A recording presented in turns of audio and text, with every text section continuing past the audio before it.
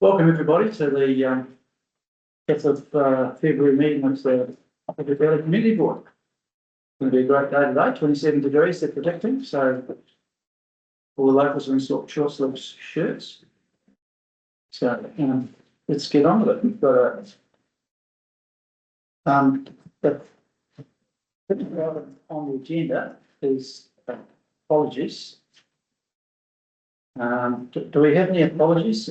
I believe that we've got a meeting with Jill Booth going to be online. It's not currently, but okay. It seems to come shortly. Okay. So Jill said that she's likely to be absent, but she'll join online. Okay. Public forum. And there's no speakers today in the public forum, is that correct? So we move on to the confirmation of minutes from the last meeting, which was held quite a long time ago, on the 20th of November, the Christmas break, didn't it? Mm-hmm. Minutes, the minutes have been circulated and members have all read them. Are there any amendments or any issues that? Yes, there's 2 amendments.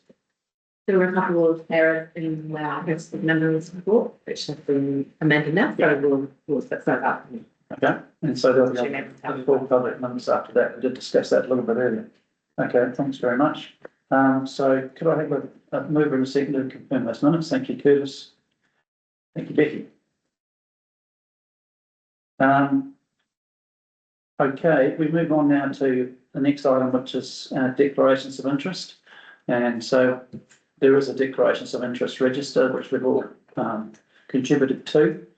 And if there's items to be discussed of a nature that could have a potential conflict of interest, it's important that that's raised and that you don't contribute. There is one of those items on this agenda, which is actually the very next item on the agenda. And I have a conflict of interest on that one, in that the subject land is land that I have interest in, my wife and I. So I'm going to remove myself because it's very close. I'm going to remove myself from the discussion and in fact from the room, which I don't have to do, but I will. It's a bit of an archaic process these days, given that you can still watch it online. You can certainly watch it in retrospect. Anyway, nonetheless, I'll remove myself. Curtis, could you carry on as chairman, please? Yep. For this item. Here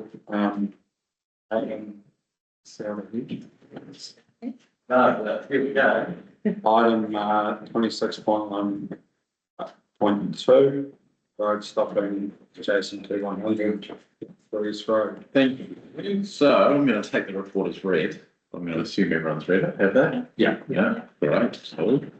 So essentially, if you've had a bit of a read through this report, it's asking for the board's support to recommend the council to stop that parcel of land in Roxburgh East there. So nothing to progress yet apart from a preliminary investigation. And what this board would be doing is recommending to council to continue this, and all costs would be picked up by the applicant. So, are there any questions? We do get quite a lot of the new board members. We do get quite a lot of these, just obviously being an old part of New Zealand. There's lots of areas that have encroached on various parts of our land, and also vice versa as well, where sometimes a council reserve or something is encroaching somebody else's land too. So just why we sort of take a fairly fair approach and make sure that things do go through a full valuation process. It's nice and fair and even, because sometimes the shoe's on the other foot and we've got to pay on the other side. So yeah, you see that it's the valuation's done on a commercial basis. Yeah. I had noted one point you did say it may have potential future use, but obviously you can't hold that forever. Yeah. Yeah, that's correct. Yeah. And yeah, so anybody else? Does someone want to move? Sorry, option one, yeah. Yeah, I can put it. Recommendations A through C. Can I move it? Yeah, I'll move it. Second. Right, thanks, everybody. Thanks, David.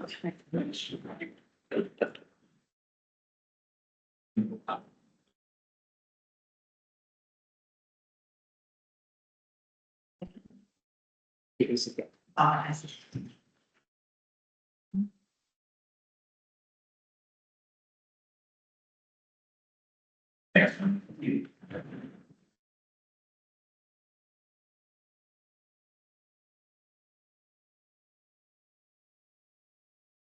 Thank you, Curtis. The next item is the,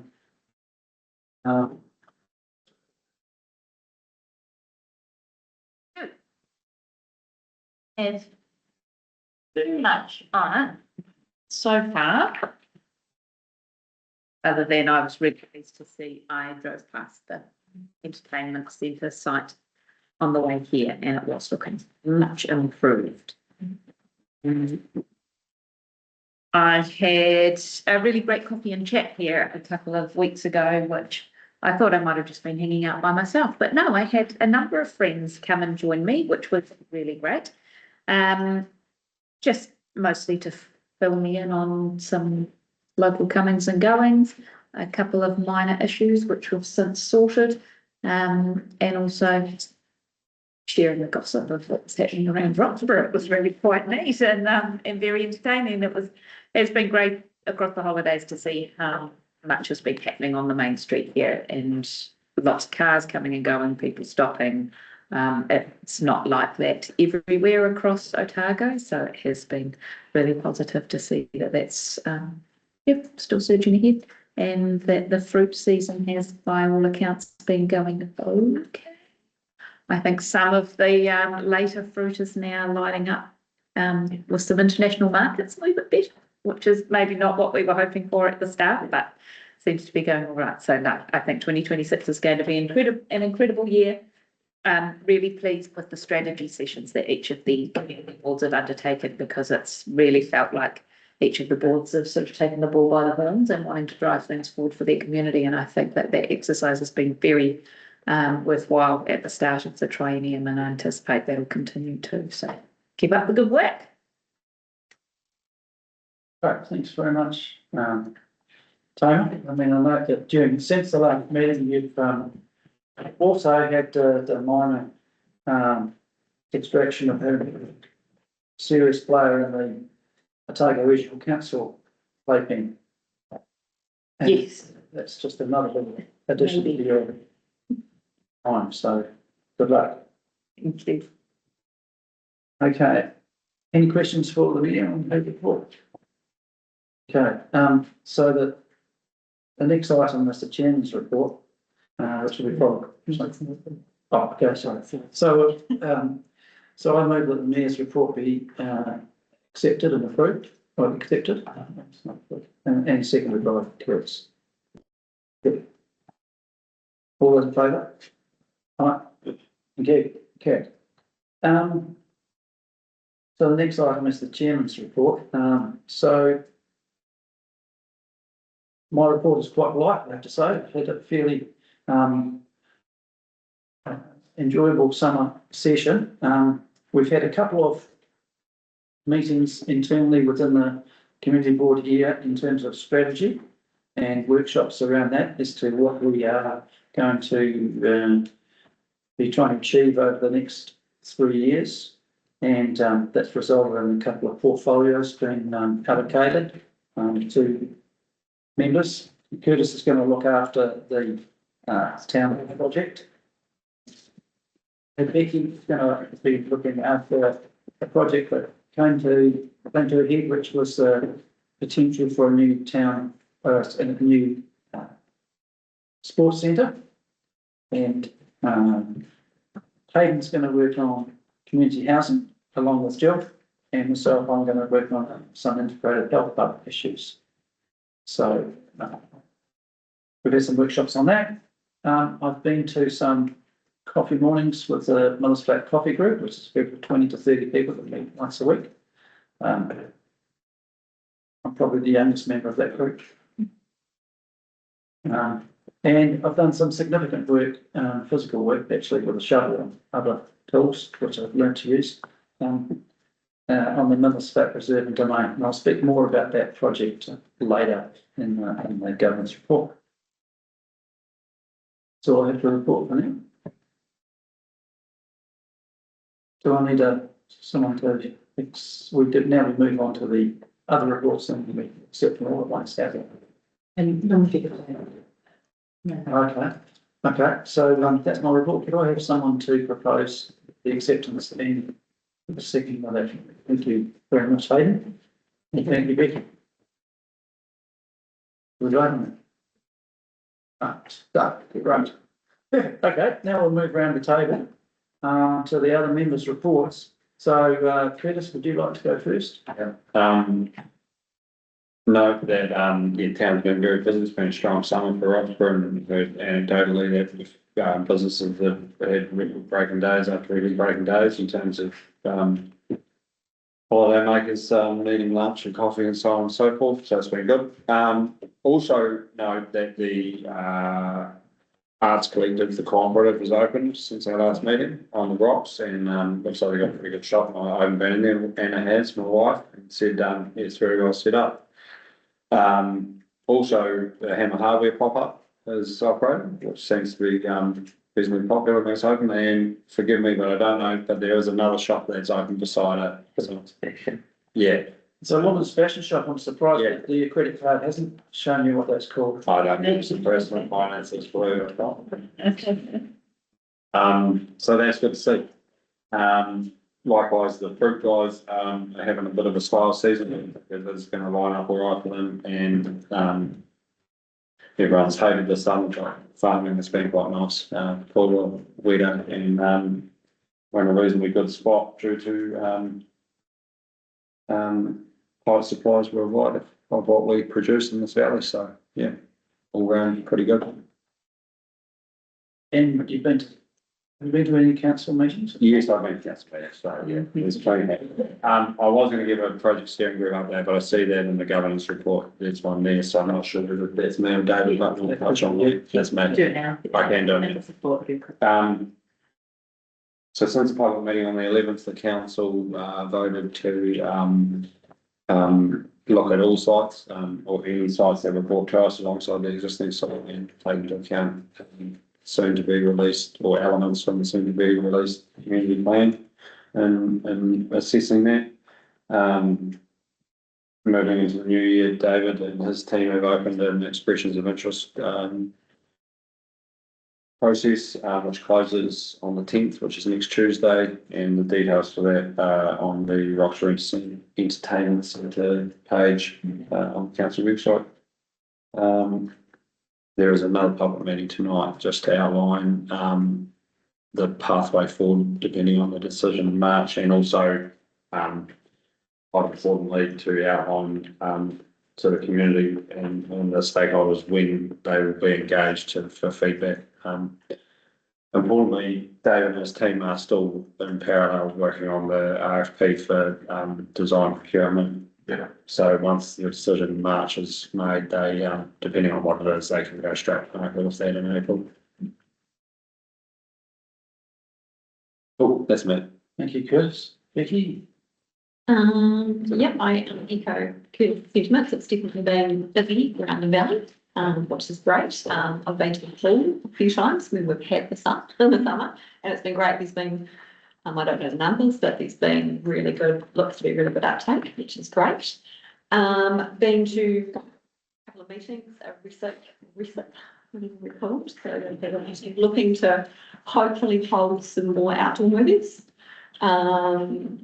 But we're just seeing what movies are out there and potentially where we can have them, sports ground. And I think there was talk of maybe having them on the site, but don't know how feasible that is. But So they're looking at that and the Teviot Valley Rest Home. So they lost their manager. She got another job, but we've got a new one, Lindsay Portu, who comes very highly commended. So we're looking forward to that, which is great. And then just out and about, I just thought I'd bring up on my daily runs the rubbish over the Christmas break has been pretty bad over buying rubbish bins and stuff. So if we can get more collection over rubbish daily, it would be really good.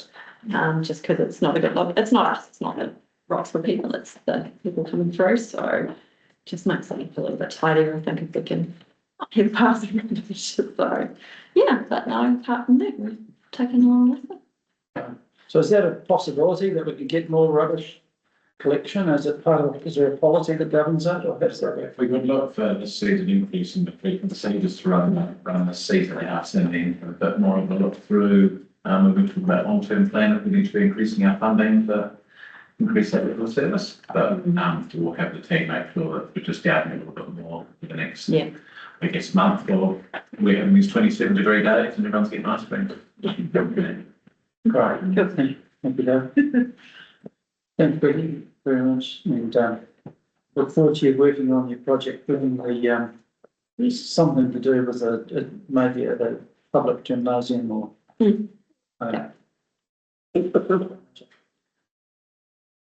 Yeah, I haven't got too much to report, but I hear there's going to be a new business in Miller's Flat with the Fagans, potentially a new lease going in there, cafe or night dining or something like that to that.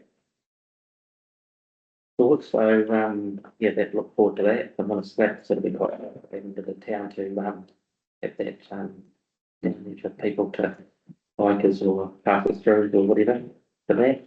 And also an update in the mountain bike parks that have been working away there. They've got 2 tracks already done so far there, and they're working on another 3 or 4, hoping to get another sort of pump track for smaller riders to use as well, because the downhill stuff is pretty technical and it's sort of like the stuff they do in Queenstown. I've had a guy helping them doing that. So there's been quite a few kids using it over the holidays. There's probably been popped up there for a lot. There's probably 20 or 30 kids up there at any one time using it. So it's been quite well received, I think. And yeah, so hopefully that continues. So that's all I have at this stage. Right, thanks very much, Hayden. Good stuff. And your little project is going to be the community housing. Yep. Right. There are. Hopefully it'll feed into a bigger project that the council themselves may be looking. Yeah. Fantastic. Right. Accept those reports. Okay. So propose that those reports get accepted by Curtis, and I'll second that. And all those in favour? Right. Okay, so we move on to the next item on the agenda, which is the governance report. We don't have a lot of, we'll start off with a couple of a verbal report on 2 issues, being the Miller's Flat Sports Hub and Curtis has already spoken to the entertainment centre project. If there's anything more you want to add, please be prepared for that, Curtis. In terms of the Miller's Flat Sports Hub, those that don't know, it was a project that originally we had a disused bowling green and a couple of tennis courts in terrible disrepair that had huge cracks in the concrete and were dangerous. So as a community, we decided to address that. And so we are ending up with a brand new surface that's going to have tennis, netball and pickleball. Hoping pickleball will be we believe pickleball will be the most common user of that surface. That will be surrounded with a fence, and hopefully we'll have a tennis backboard and have a basketball ring and backboard there as well. And then the next part of it heading, that's on top of what was the old bowling green.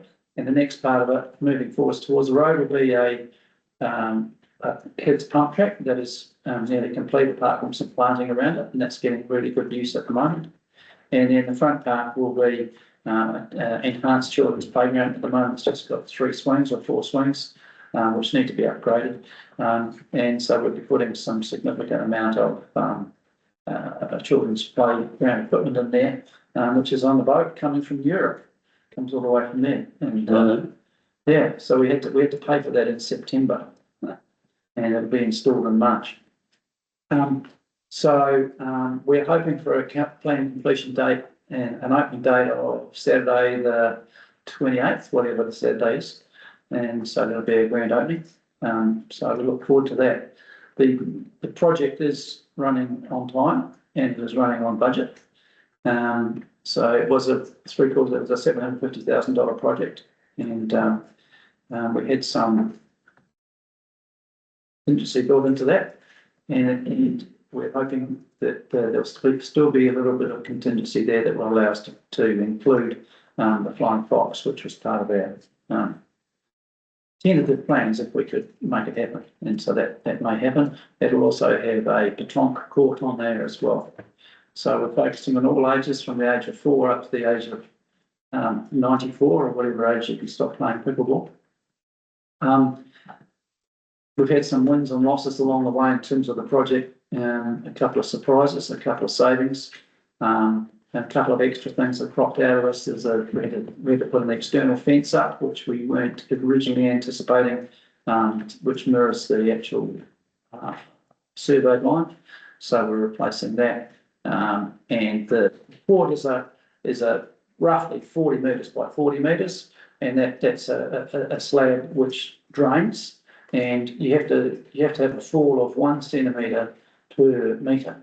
So one end of it, one corner of it is this 40 by 40. It would be more than, say, it's 50 across. It's a 50 metre drop from one corner to the far corner. 50 metres, so that's 50 centimetres. So 50 centimetre fall is quite a lot. Anyway, it all goes in that area, and the sump just won't handle it. We thought the sump would, but the sump won't handle it. So we're making some other changes there. The building is outside of our project, but we are discussing potential for that pavilion to be retained and used. When there was some discussions last year about doing divestment, this project wasn't really on the table, so it wasn't really considered as a worthwhile asset. However, that's completely changed now with a brand new facility that will be donated back to the council in March or April. The whole thing has come at no cost to the community, and no cost to the council, and no cost to the ratepayer. We've raised the funds from various trusts and some internal donations as well from members of the community within the Slack. So it's going to be a great facility developed free for the council and for the community. And the running cost will be no more than the old running cost. The old running costs include a lot of grassland, and so the amount of grass will be reduced. There'll be a little bit of additional playground area, but the plan is that it will be equivalent, pretty well equivalent running cost as the old one. We don't have any staffing. There's no people involved. There's for the grounds itself. It's a kids' playground and sports ground. So you can imagine what's involved with that. There's not a hell of a lot. So looking forward to that happening on the opening on the 20. Forgive me, I'm not sure what date the Saturday is, but opening that day, the last day of March, last Saturday in March. And we're going to proceed that with our next community board meeting. We'll hold it on those flats so everyone can come and have a look at it. And hopefully it'll be advanced enough for us to have a good look around at that point. So, anybody got any questions about it? Gordon Bailey, the Parks and Reserves manager, has been working alongside us with this, and he's looking forward to getting a new facility. There's this. Yeah, 20th of March will be the opening day, and the board meeting is is Thursday before it, I think. So David, do we have you beginning a new facility? Very much so, mate. It's an exciting. Let's go on. Yeah. Well, I think part of it would be a compulsory pickleball game. Oh, Yeah. So, we're expecting, well, actually. yeah, well, we expect everyone to come in their full John McEnroe outfit. What do you think? Oh, Sounds like a challenge. Mark, is it Saturday, not Sunday? Yes, Saturday. I believe it's the Saturday, yeah. Yeah, Sunday, well, yeah, we haven't get that in completely. It's that weekend. Yeah. That's great. That's great. That we can get jump on board and fundraise and much, and it's awesome. Thanks, Dave. Okay, that's that one report. Curtis, have you got anything to add to the entertainment centre? I don't, but I'd offer to David if there's anything you want to add. Probably we've talked a bit about the insurance, but we've had verbal confirmation from both of our QSs that it'll be up to the total payout. So really just waiting for that to be finalised to us and I can expect that to be with us over the next month. And just I guess while we are holding that money, while we're doing some planning, making sure that we've got it in a place that it can earn a bit of dollars for us as well. So and probably the other bit is we're working with other funders to see if they want to get involved in the rebuild too. Yeah. As Curtis mentioned, just the expressions of interest and those on the team. But, you know, just wanting to express their interest on the terms. And what was that? Sorry, Curtis, Mr. Christian. I've forgotten it now. That's right. So landowners would need to say expression of interest to potentially our land could get used for this project. Yeah. If it's public land at the moment, I think we mentioned that it can be proposed by members of the public if there was some public land that they thought would be suitable for consideration. Yeah, so the expressions of interest are broadly, so whether it's the person who owns the land or not. Let us know. So it could be private land. You don't have to own it. Yeah. Oh, it could be someone else's public land Yeah. you propose. That'd be a bold suggestion, wouldn't it? Wow.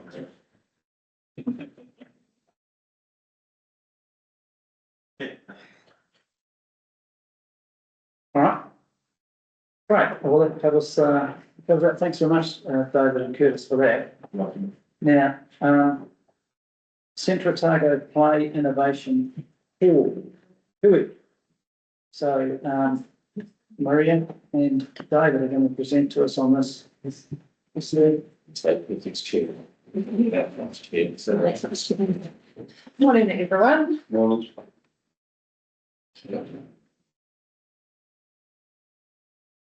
Talking about play, Mark, this comes so Yeah. nicely into your little hub we were just talking about. You set us up well. Yeah, good prelude. I actually have not played pickleball. That's my confession. I feel that it's a confession of the past planet. Okay, But- you can be on Dave. Taking off.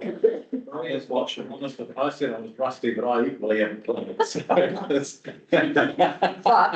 I hear very good things, so I will be down to try it out. On the Block Australia, they were putting in pickleball. They did. Can you rent that somewhere in town? We will be able to rent them out, yeah, but they're you can pay.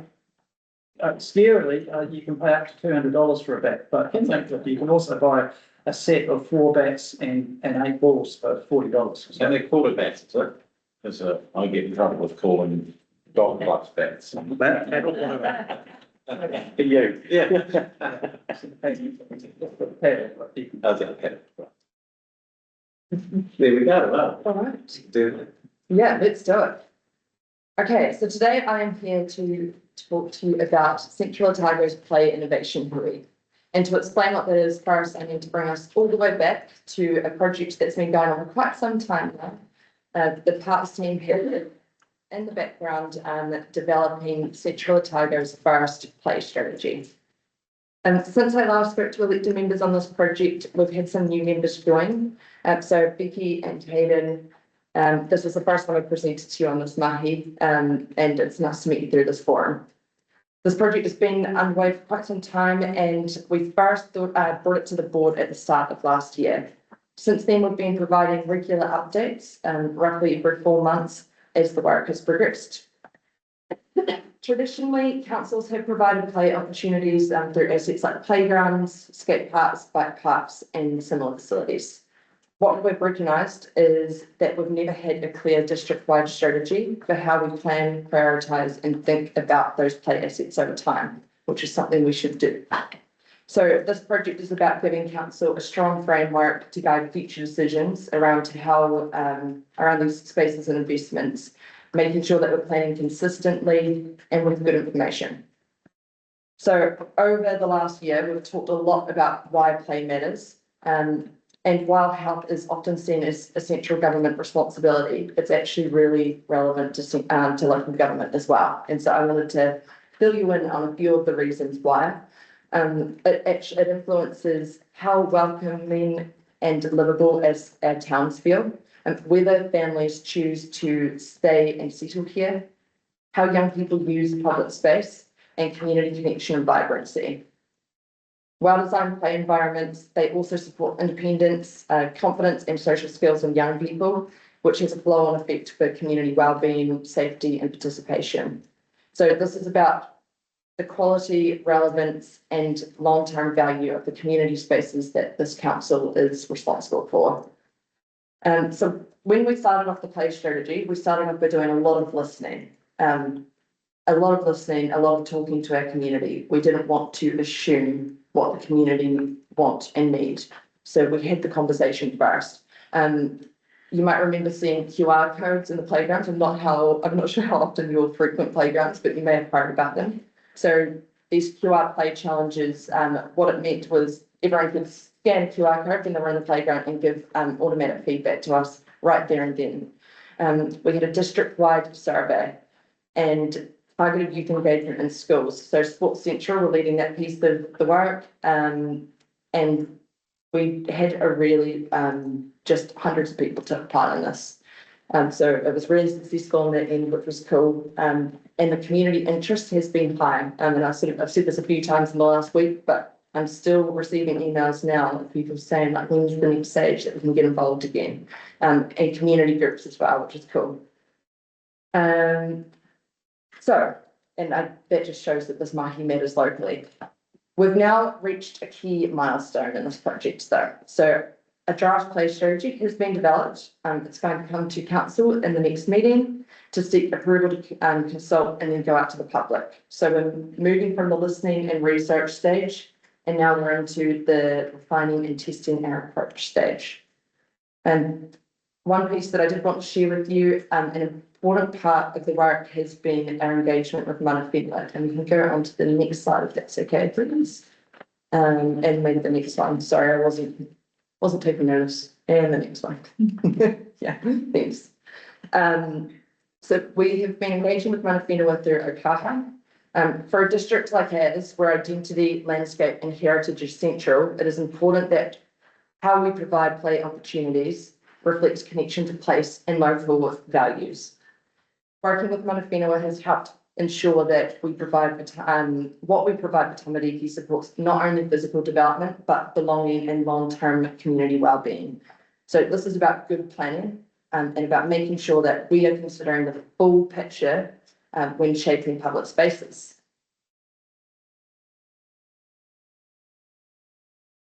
Thank you. A number of councils around Aotearoa are developing play strategies now. So there's some really good examples for us to look to. When we first started off this work, I found it a little bit, we found it tough because a lot of the really good pieces of work were coming out of cities. And so we can't take that work and just apply it here. It doesn't work like that. But once we got really into it, we started communicating with other councils, other district councils, and getting more involved with the likes of Sport New Zealand, because we wanted to understand how does this stuff apply here in Central Otago? We've got 4 wards, things are a little bit different here for example, in Christchurch or Hamilton, where we were originally seeing some of these amazing pieces of work coming out. But yeah, as I said, once we got into it, we realised that there were amazing teams doing work in places like Gisborne District Council, and so we were able to start getting some ideas from them as well. So this work is becoming more common, and we're in a really good position to shape an approach that reflects Central Otago's rural context, dispersed communities, and strong outdoor culture. Continuing in the space that's going to put us in a position that where we will be leaders among similar districts. So I'm pretty excited about that. And this is where we get to the Play Innovation Hui. So Sport New Zealand has a national network of local play advocates working across the country to improve play outcomes. And a wee bit of context here. So Sport New Zealand, I mean, you can hear it in the name, Sport New Zealand. I think they started off being very focused in sport. At a certain point, they realised actually, hang on, recreation is really important too. And then somewhere along the line, they realised, hang on, we're still missing a step. What is it? And it's play. So play is the precursor for all of these activities. If our tamariki are not playing, we don't find them recreating and playing sport. So you can move through the motions. You can also stay in the play zone. You don't have to shift up to sport. The most important thing is that our community are active in whatever way is important to them and whatever way makes sense to them. Back to Sport New Zealand. They have been running these intensive place-based events in selected locations. They've done this before a few times, and the last one was in Kaikoura. And we are very fortunate that Central Otago has been chosen as the next case study. Sport New Zealand were looking for a focus area where they could work in depth with the community. So during this hui, they are going to be based in Central Otago. They're going to spend a little bit more of their time in Crumble, primarily as it's close to the airport, and they wanted to have one focused area. However, when we reached out to them, the conversation that we had was we actually were struggling with trying to understand how this work would apply in our more rural communities. So that's why we're calling in their help. This is something that they are experts in, and it'll be really cool to see what they come up with. And so from Tuesday the 17th to Thursday the 19th of March, Sport New Zealand and play advocates from around the country will be here working alongside the parks team and local partners. It's a little bit like a 3-day workshop. I've heard some call it a play hackathon, and it will be centred on Central Otago. And what they're going to do is use our draft player strategy, community feedback, and most importantly, the local context here. And they're going to test ideas, strengthen our approach, and explore practical ways that we can deliver work. And this is something that they don't just say practical ways. I mean, you'll get a taste for this when we get into the Play Innovation Hui, but they know how to be very practical. I'll leave it at that. I'm excited to see your reactions when we get into it. The hui is going to help us test and refine our draft approach. We're going to learn from national expertise. We're going to explore practical delivery options. And then we are going to connect the community feedback with specialist knowledge. This is going to help ensure that the strategy is well informed and grounded in both local input and the wider experience, which we need both. It wouldn't make sense for us to just go to the wider experience. We need both together. The hui is going to conclude with a final presentation to all elected members on Thursday the 19th of March. This will be the opportunity to hear key insights, to see how Central Otago fits into the wider national picture, and to be a part of this conversation about how we move from the strategy and into the implementation over time. This is a new and positive way of working.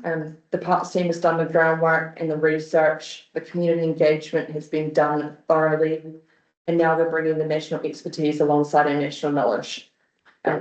For a district of this size, this is a really valuable opportunity, so we need to lean into it. Our key ask is simple: to note the dates and attend the final session. And before my laptop goes flat, I'll get that into your inbox. It might already be there. This work is going to support good decision making about our community spaces and helps ensure that we are planning well for the future. So I'm happy to take any part I.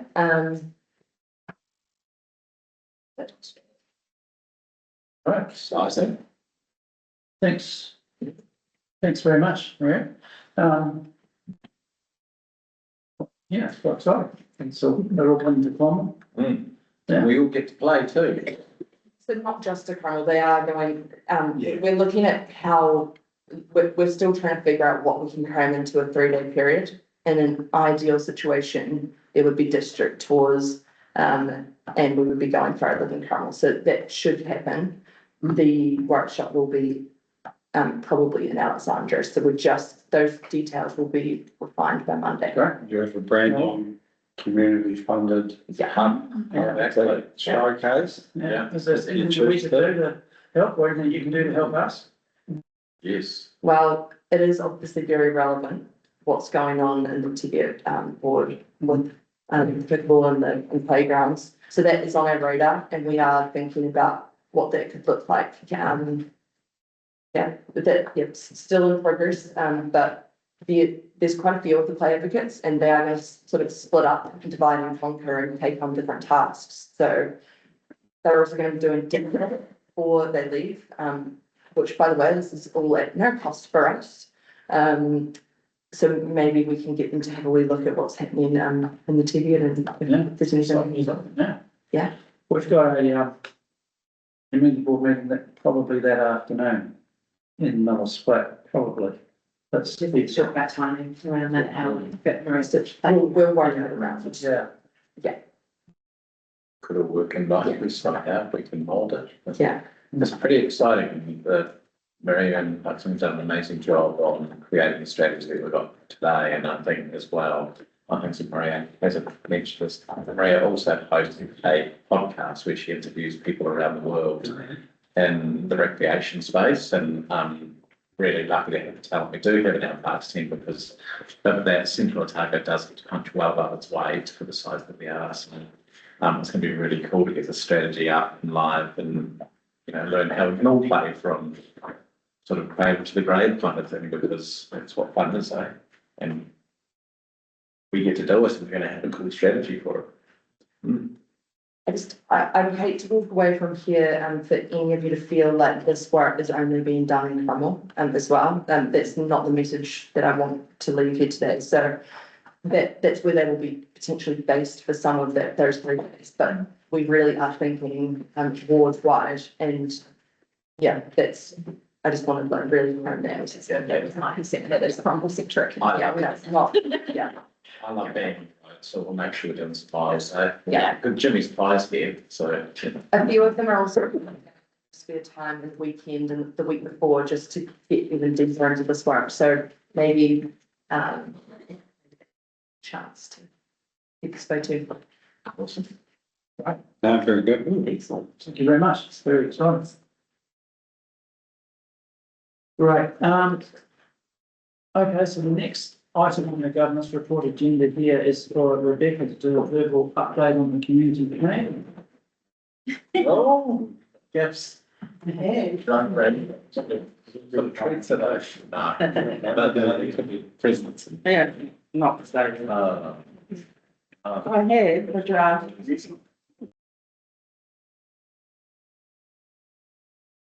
I've been waiting to, there's been a couple of wee edits for in the graphics that were in, that were time consuming to, fix. Okay. I can. Right, I'll take. So the draft plan is, the final version of the draft plan is done. Hot off the press, I hold the photocopy yesterday. Got told that I should have done it at 5 o'clock, which is a great idea. I'm going to do that in the future.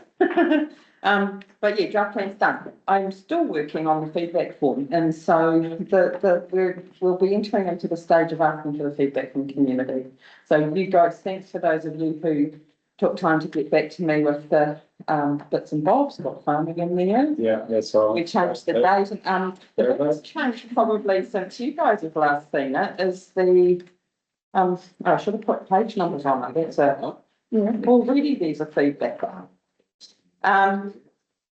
There's a table of demographics that looks like this, and I will, as soon as I go back, I'll put page numbers on it, so it's easier to navigate.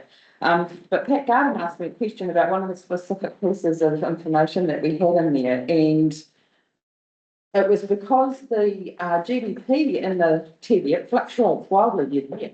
So it could be a 13% positive and then the following year's a 13% negative. And so by itself, as a snapshot, it doesn't give very useful information. And so we actually took that line out because of that and gave a 10-year average.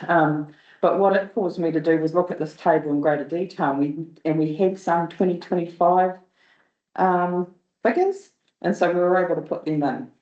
So that's a good thing about how long this thing takes, is that we could put in the most up-to-date data that we have. So I spent a day doing that, and then overnight, Infometrics changed the methodology on some of their data. I had to change it all again the next day. It was far shorter the next day. But I think this is quite interesting, the data. And so I just wanted to highlight that one particular piece for you, because it's interesting that we have 3 lots of census data in there, and it tells a little bit of story of the Teviot. So the next plan, we finish. I'm meeting with Deb this afternoon, who Deb's our whiz at Let's Talk and getting feedback through electronically. Just finalise that feedback form, and we'll have it here at the service centre. I did bring 20 copies minus however many I just handed out. I'll have them here at the service centre, and I'll ask the Ettrick Cafe again and 103 again if they mind having some copies, hard copies. Plus I'll get it out electronically. I'll put it on the Teviot Facebook page to let people know, and through our own channels to see if people have comment. But it's gone through Teviot Prospects, it's gone through you guys, so I'm not sure, I'm not expecting a whole heap of response, but there could well be, and we'll welcome it. And then we'll get it, just tart it up and looking more flash. And it's, Yeah, it's a really good piece of work. Credit to you. Yeah. thanks. Thank We- you very much. I was saying, we were at Rimble Community Board yesterday, who had a record public forum, and there was a gentleman from the Towers community who came to give the board a update on the Terrace community plan. So it really is something that's owned by that community. I didn't know anything about it. He came and just told the board about the plan and what it says and its importance to the Terrace community. And I just sat behind him feeling so proud that that community so owns that plan and what's in that plan. It's just an opportunity for communities to express themselves collectively when there's all sorts of things happening in life. No, So yeah, we're in the feedback phase. well done, Rebecca. Nearly. Not for finished before, hopefully, it's been a year and a half in hard work, is it, a year and a half? And it always takes. Yeah, no, done well. So did you mention there's a couple of graphics to go in? No, I'm talking about not yet. In the final version, it will look completely different, Mark. It will look like what you've seen for Terrace. The things I had to wait to change were the front page. This one here, we added farming and the modern Teviot, and we also added the dates here, building community. It was pointed out that the general store and the theatre we had it later than the dates there, so we just put that date early to the 1870. So we made some minor changes like that, but it was because it was entrenched in the AI graphic, I couldn't just do it myself. I needed to wait for that process. And Rebecca, who we've been working with, has got a couple of bereavements, and so it's just been one of those things. So it's those little graphics, Mark. Right. Yeah. And yeah, I think it's looking really good. So we're just working with Deb. We'll give people an opportunity to say, look, here's the vision that we've come up with, what are you thinking? Here are the actions, do you agree, do you disagree, are there any others? So that sort of thing. Are there any other comments? Oh, congratulations, it's great to have that. Thank you, and thank you for all your help promoting it, getting the original survey data in and really making this the voice of the Teviot. Great, all right. Look forward to getting that in the community and getting their feedback. Yeah. I'll leave some here today. Yeah. Sure. Yeah, you can share it now. I'm just the feedback and the form that I'm working on, so you can share it tonight. Yeah. And you want me on? Yeah, let's see. I'll just give a couple for the fun. And I'll give you the rest. I didn't want to do something. Yeah, Thank you. awesome. Thank you. Thanks so much.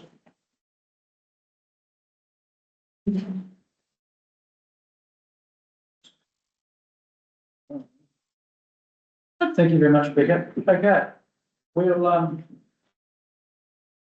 is there anything else in the governance report that anyone wants to bring up or any other issues?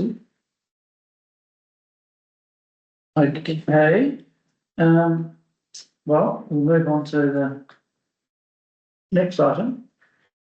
Move to approve the governance report. So I'd like to move the governance report be accepted. Could I have a second for that? Thank you very much. Vicky? All those in favour? Thank you. Okay, so the next item is the next meeting date. It's penciled in for the 19th of March. But we're having some discussions about the appropriateness of that date, given us some clashes. But that's TBA. So it's currently 19th of March. It may be in Miller's Flat, and time TBA. See what happens there. We'll confirm that. We'll try and confirm that next week. Yeah. Great. Okay. All right. Is there anything you want to ask about board members' availability for an alternate date that could be resolved here? Yeah, we can just do it. Okay. All right. Okay. And just advance warning that we are also considering that the following month's meeting date might be a little bit earlier. It's currently scheduled for the 30th of April. And we might do that a week earlier, possibly. I'm away on the 30th of April.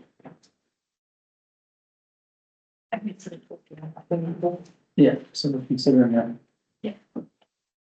Considering the 24th, but again, that's in the future. Okay. That completes that item. So now we move on to our workshop sessions. And If we could just close the meeting. all right, so we'll, that formally closes the meeting part of the meeting, on schedule, more or less.